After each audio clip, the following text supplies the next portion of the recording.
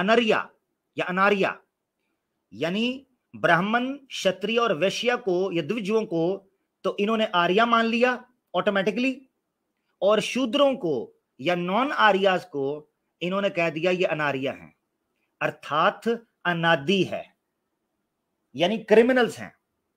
तो ये 10U आपने देख लिया, इसका मतलब स्वामी दयानंद साहब की जुबानी।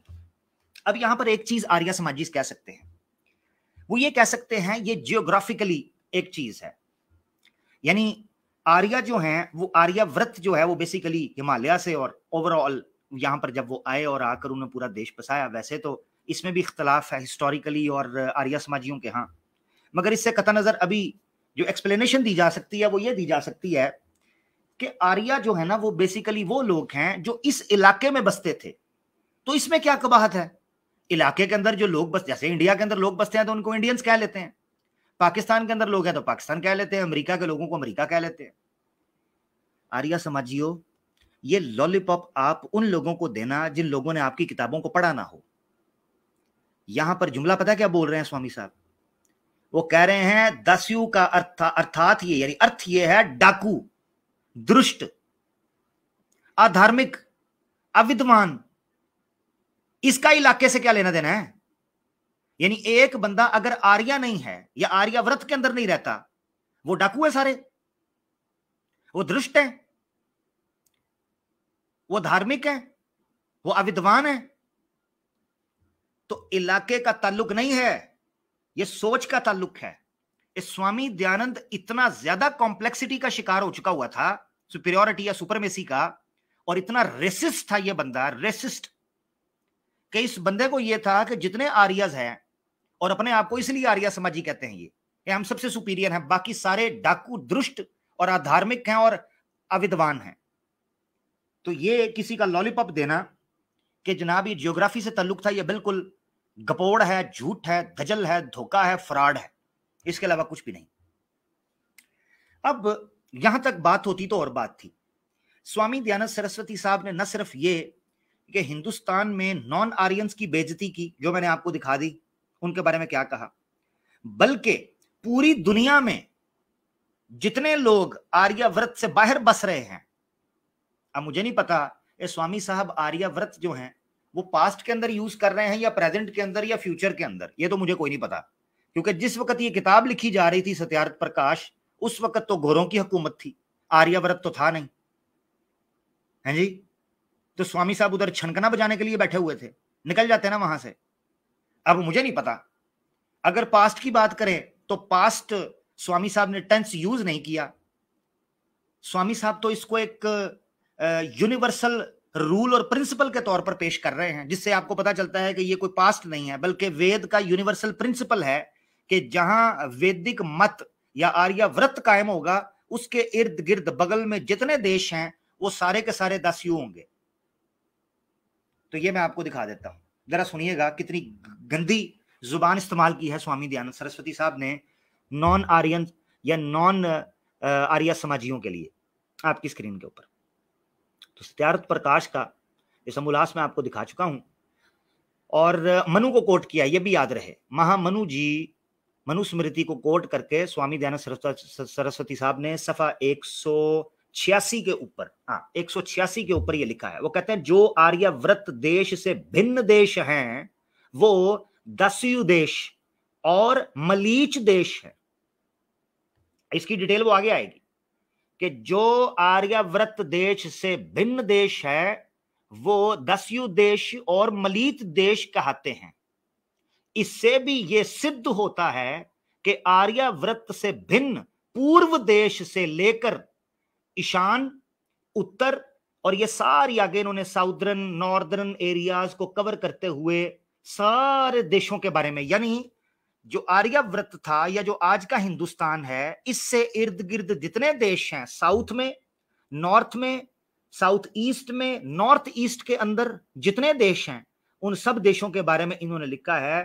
पिश्याचम देशों में रहने वालों का नाम 10U और मलीच तथा असुर है।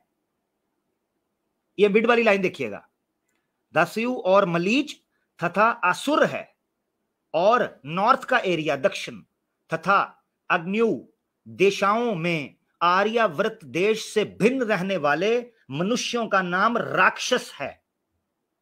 किनकी बात कर रहे हैं पता है आपको? अफ्रीकन्स की।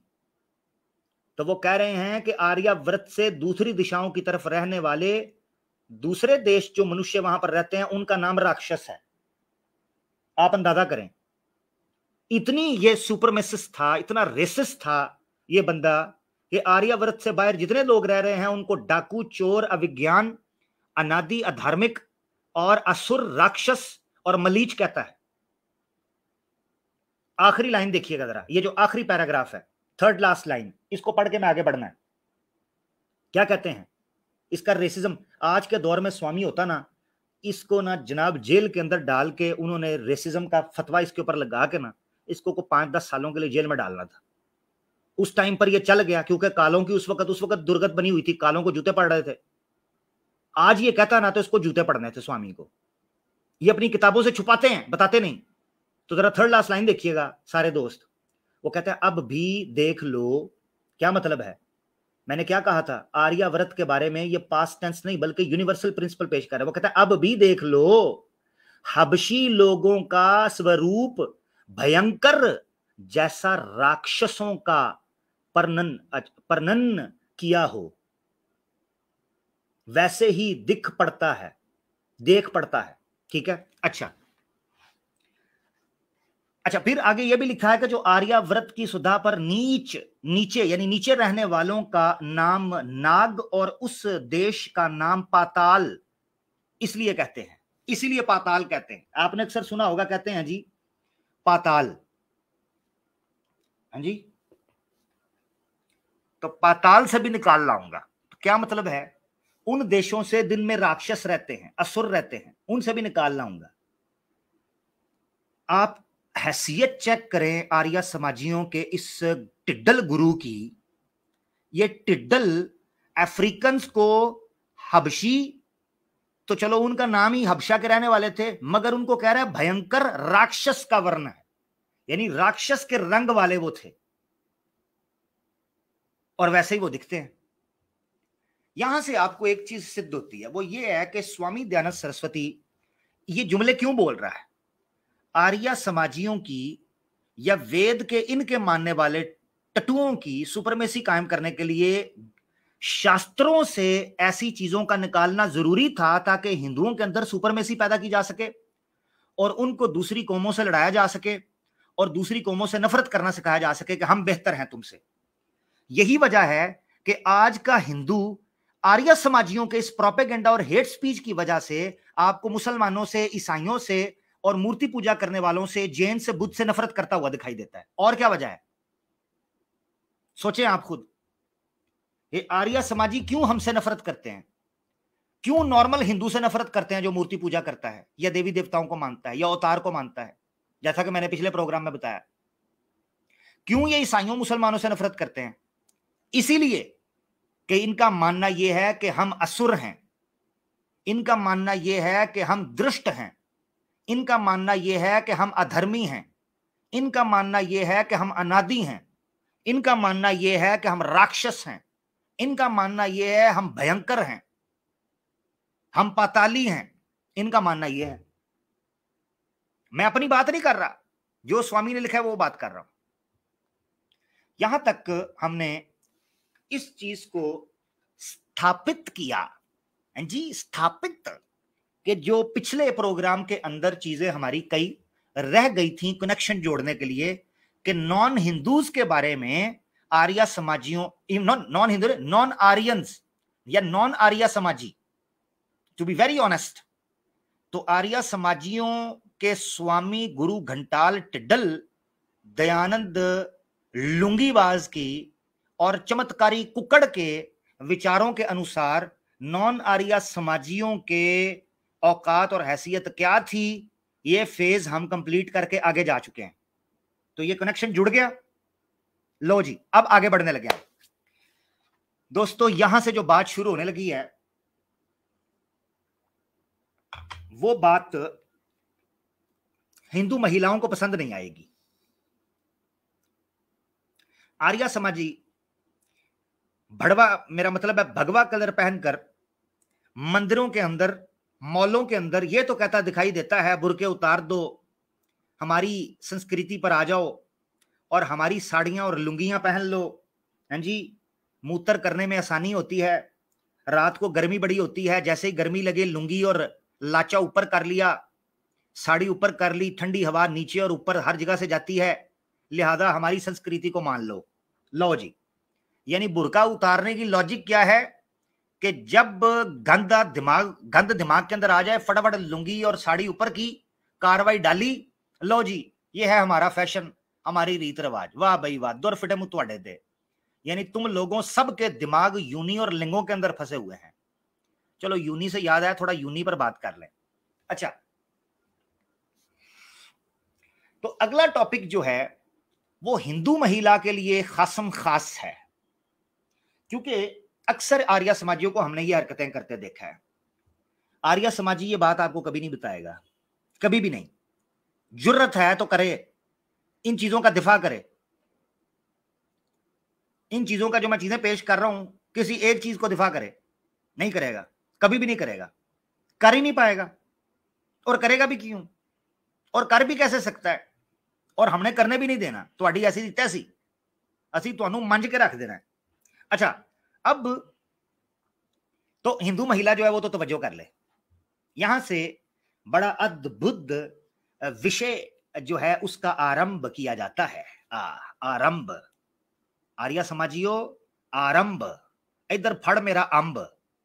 आरंभ दे पुत्र रोंदे संस्कृत नु, ਤੁਹਾਡੀ ऐसी दी तैसी, असी संस्कृत भी खा पी जानी है बेटा, हम संस्कृत का भी खा पी के डिकार मार देंगे, ਤੁਹਾਡੀ ऐसी दी तैसी।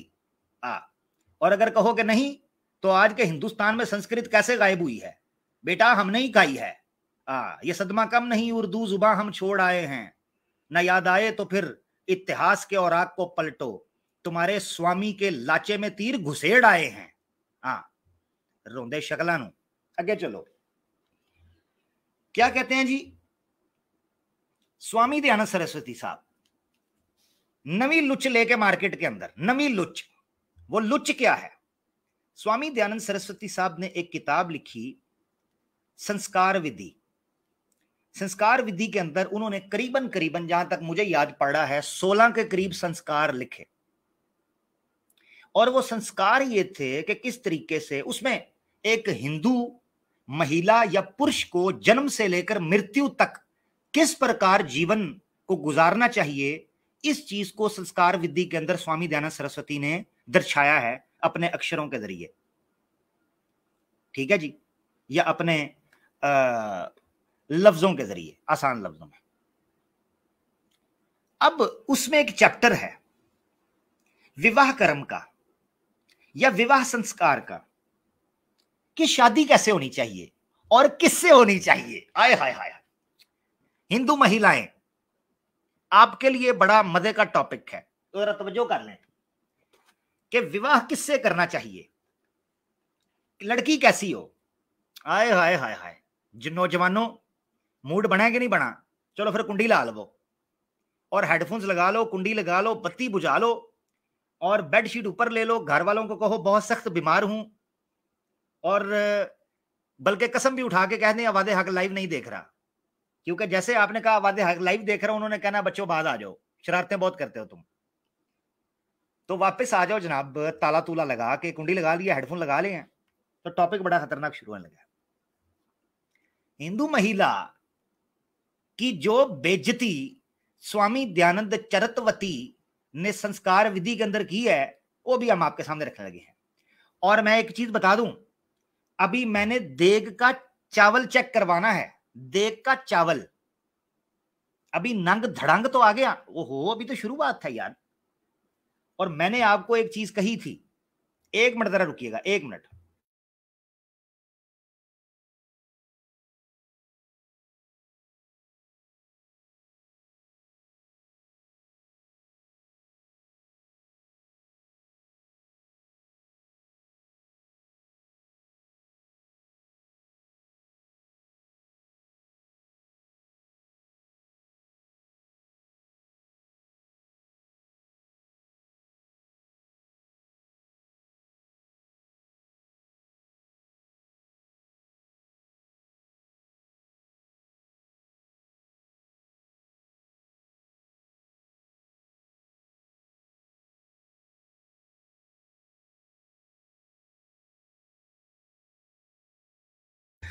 सॉरी यार, आवाज आ रही है अब आपको?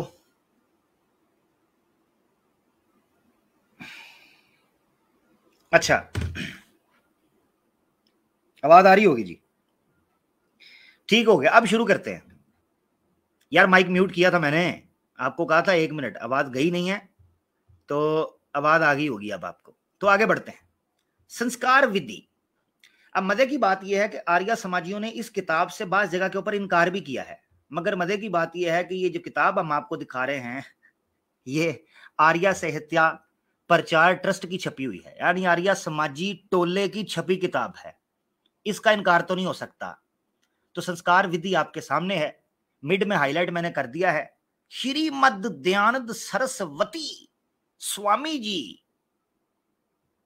ठीक है जी। तो कहां की छपी है?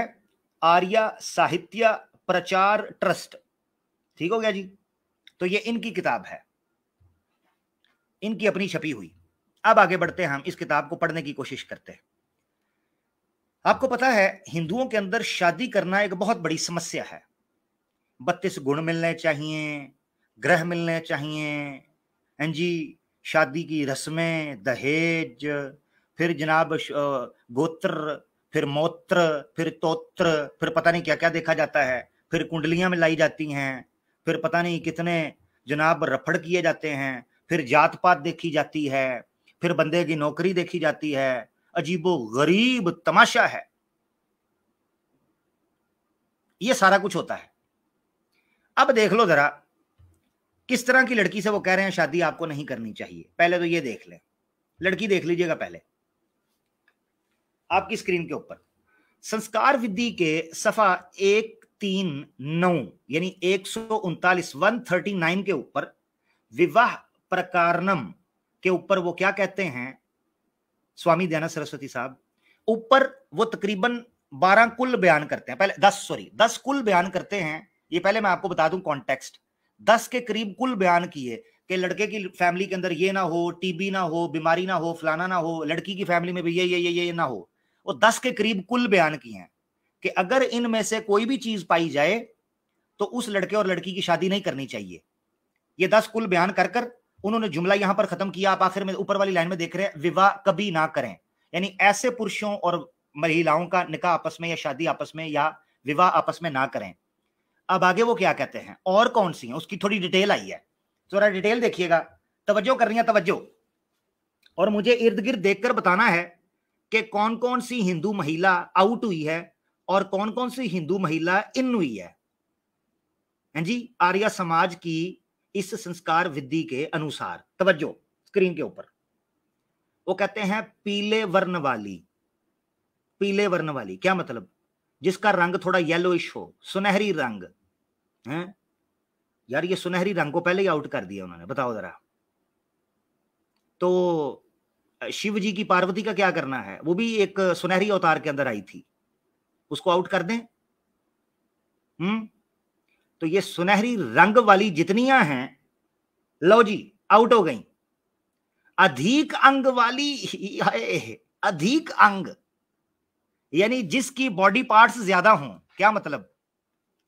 अब 18+ मैंने आपको कहा था होने लगा है, यानी कई औरतें हैं उनका एक बूब मिस होता है और कई औरतों के 3 बूब हो जाते हैं। तो स्वामी साहब शायद ये कहना चाह रहे हैं कि 3 वाली से कर लीजिएगा, 1 वाली घाटे का सौदा ना कीजिएगा। अधिक अंग वाली, वाह भाई वाह वाह। जिसके शरीर में कोई अवयव अधिक हो। अवयव का क्या मतलब है? ऑर्गन। अवयव का मतलब होता है को बॉडी पार्ट। स्वामी दयानंद सरस्वती साहब कहते हैं ऐसी लड़की जिसके शरीर में कोई पार्ट अधिक ज्यादा हो उससे ना कीजिएगा। आगे मिसाल देने लगे हैं, जैसी 6 उंगली आदि। 6 उंगली यानी 6 उंगलियां वाली, 6 उंगलियां होती है ना। लो जी ऋतिक रोशन आउट हो गया जी। और भी जितनी लड़कियों की 6 उंगलियां हैं उनकी विवाह नहीं हो सकता जी, आउट, साइड में बैठ जाओ। क्या करना है और करें क्या? 6 उंगलियों वाली लड़की आउट। यार अगर 6 उंगली वाली लड़की को आउट करना था तो ईश्वर ने उसकी 6वीं उंगली बनाई क्यों? स्वामी साहब की बुद्धि यहां काम कर रही थी कि नहीं? अब आपको जवाब मिल गया। अब मैं मुसलमानों को टेक्निक सिखाता हूं। आपको अक्सर खतने के ऊपर सनातनी और आर्य समाजी एतराज करते हैं कि अगर ईश्वर ने खतने का हुक्म देना था तो पहले से ही खतना करता, वो स्किन बनाई ही क्यों? ऐसा देते हैं कि नहीं देते? आपको ऐसा ड्रामा करते हैं कि नहीं? हैं जी? तो इनको ये सिखाएं, इनको ये बताएं, इनको कहें स्वामी दयानंद सरस्वती ने 6 उंगली वाली या अधिक अंग वाली या अधिक अवयव वाली लड़की से शादी करने से, विवाह करने से क्यों मना किया जबकि ईश्वर ने बनाया उसे? ड्रामेबाजो और फ्रॉडियो, ये क्या तमाशा है? मुझे लगता है स्वामी जी को किसी ने 6ठी उंगली करवाई थी, क्योंकि स्वामी जी को उंगली 6वीं पसंद नहीं आई। ये कहीं तपस्या कर रहे होंगे हिमालय या काशी के अंदर, जवानी के अंदर, छोटे बच्चे थे, किसी पंडित ने इनको उंगली कराई होगी, तो इनको लगा कि ये जो पछवाड़े में उंगली की गई है यह 6ठी उंगली थी, क्योंकि थोड़ी छोटी थी और तीखी थी। स्वामी जी ने रौला डाल दिया संस्कार विधि के अंदर कि 6ठी उंगली वाली के साथ विवाह न करना, मैंने शाप दे दिया है। वाह भाई वाह स्वामी, तेरे मैं सदके ड्रामेबाजा, उलूदा पठा। अच्छा जी, आगे आगे, कहानी मुखी नहीं, आगे क्या कहते हैं? मिड वाली लाइन येलो, कहते हैं वर से बड़ी। वर किसे कहते हैं? खामंद को कहते हैं खामंद से बड़ी ना हो। इर्द गिर्द देखो कौन कौन आउट हुआ है। आपके पड़ोस में कोई हिंदू लड़की जो अपने वर से बड़ी हो, जिन्होंने लव मैरिज की हो, वो तो आउट हो गया। सैफ अली खान की शादी पहले भी बड़ी हिंदू लड़की से हुई, पहले बड़ी हिंदू से हुई थी लड़की से, अभी छोटी से हो गई है। चलो छोटी वाले तो गुजारा चल जाएगा, वो बड़ी वाली का क्या, वो तो वैसे ही डिवोर्स हो गई, वो शादी नहीं करनी चाहिए थी। और किसकी हुई है यार बड़ी बड़ी से? अपने इर्द गिर्द देख लो। वर से बड़ी तो खामद से बड़ी ना हो। आगे चलें। लंबी, कतरीना कैफ, ये दीपिका पाडुकोन और रणवीर सिंह क्या डिवोर्स करवाएं जी आर्या समाजियों? आमिर खान, इसका भी डिवोर्स करवाएं जी। वैसे उसका तो वैसे ही हो गया किरण से, है जी, उसका तो वैसे ही हो गया। ये शाहरुख खान और गौरी का तो करवाएं ना जी, और शाहरुख खान और गौरी का करवाएं। और याद, उससे याद आया, प्रियंका चोपड़ा और निक जोनस जो है वो तो वर से बड़ी है, उसका भी करवाएं। वाह भाई वाह, आर्या समाजी स्वामी दयानंद टिड्डल, ड्रामेबाज टिड्डल। और अच्छा, अब सुन लें, जरा सुन लें, एक बात बता दूं कि ये जो स्वामी अपना गुस्सा निकाल रहा है ना वर और वधू के ऊपर, हाँ जी, ये मैं आपको बता दूं, ये गुस्सा किसी वजह से था। ये मैंने आपको क्लाइमैक्स में बताना है। क्लाइमैक्स में आपको पता चलेगा कि स्वामी दयानंद सरस्वती टिड्डल की असल पीड़ाएं क्या थी, इसको असल कष्ट क्या था, समस्या क्या थी विवाहित जोड़े से, वर और वधू से, इसको समस्या क्या थी, ये मैं क्लाइमैक्स में आपको बताऊंगा। ठीक है जी। तो ये है आर्या समाज की चोपड़ियां नाले दो दो वाला सीन। लंबी आ गई, चौड़ी, कौन आउट हुआ है जी चौड़ी से? सोनाक्षी सिन्हा गई, और केड़ी है चौड़ी? हैं जी, कौन है? और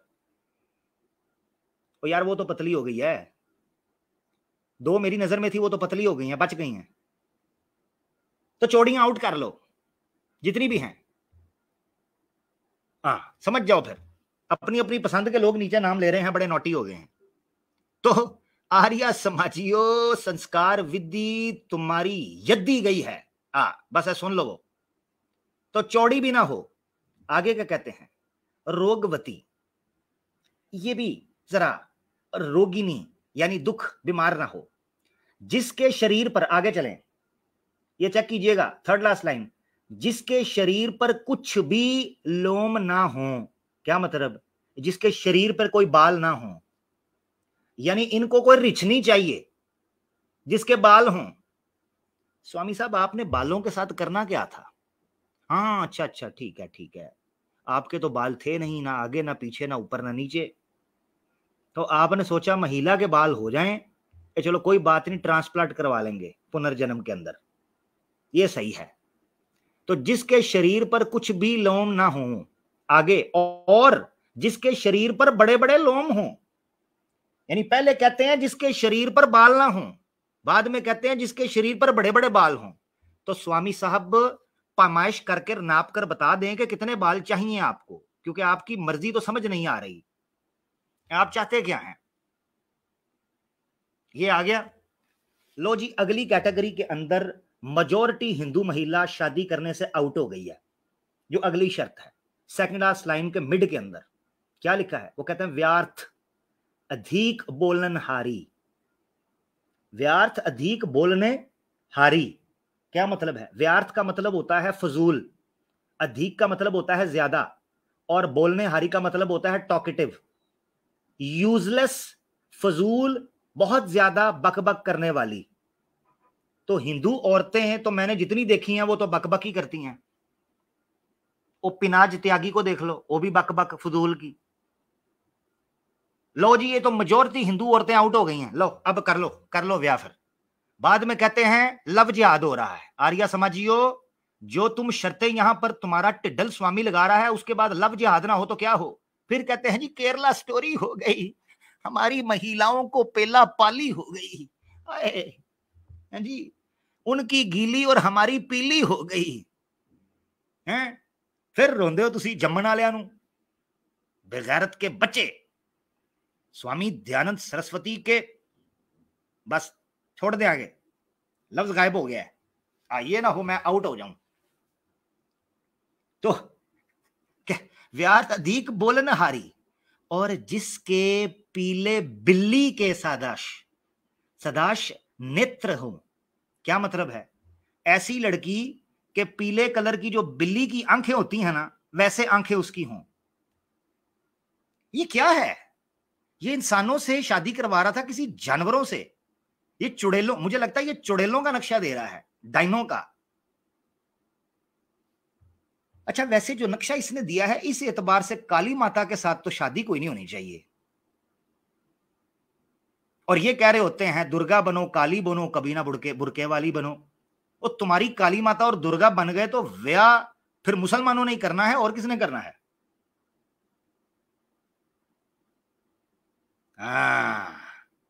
हाँ जी, कम पै गया जे।